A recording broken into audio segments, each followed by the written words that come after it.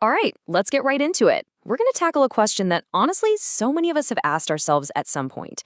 Why do I keep ending up with people who are just emotionally unavailable?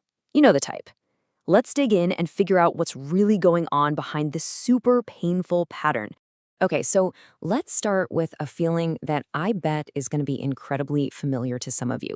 It's that feeling of being stuck, just stuck in this really frustrating pattern in your relationships.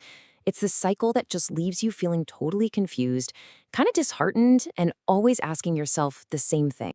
Why does this keep happening to me? I mean, does that sound familiar? You meet someone, right? There's that initial spark, it feels amazing, but then pretty soon you realize they're distant or they're super inconsistent or just unavailable. And there you are again, left wondering, seriously, why me? Why again? And look, it can really feel like you're stuck in a loop, right? Almost like there's this magnetic pull drawing you to the exact same kind of person, which, surprise, surprise, leads to the exact same kind of disappointment. But here's the thing, it's not just bad luck, and you are definitely not alone in feeling this way. Getting to the bottom of the why is the first real step to breaking free. Okay, so now we're going to get to the surprising truth. Because what if I told you that the force pulling you into these situations, it's not actually attraction? We're about to flip this whole problem on its head.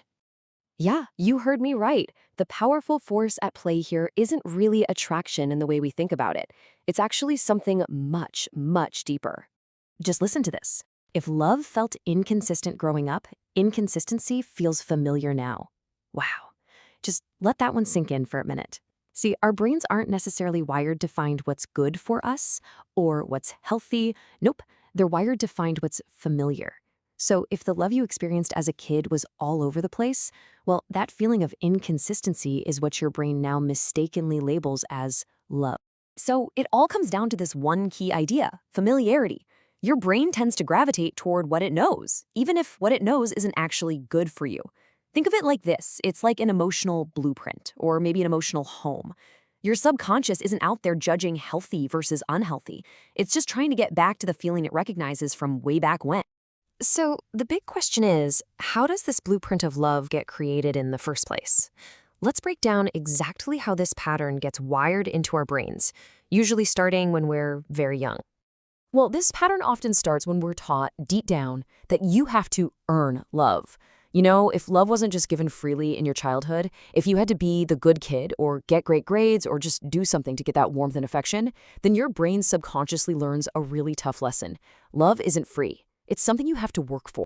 And this really lays out the whole cycle of inconsistency perfectly. Step 1, as a kid, you experience love that's unpredictable. It's there one minute, gone the next.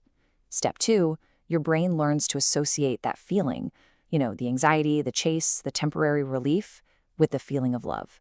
And finally, step 3, you become an adult, and your subconscious goes looking for that exact same feeling in your partners. Because that emotional roller coaster, well, that feels like home. Okay, let's look at this comparison because it really spells it out. On the left, you've got inconsistent love. It's unpredictable, it creates anxiety, it feels like a chase, you have to earn it. And it's so easy for our brains to mistake all that anxiety and adrenaline for like passion or intense chemistry, right? But then look at the other side, stable love. It's consistent, it creates safety, it's freely given, and it's unconditional. And honestly, to a brain that's used to chaos, this can feel kind of boring at first because it's missing all that familiar drama.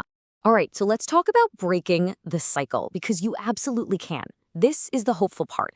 Understanding this whole pattern isn't about blaming your past or blaming yourself. Not at all.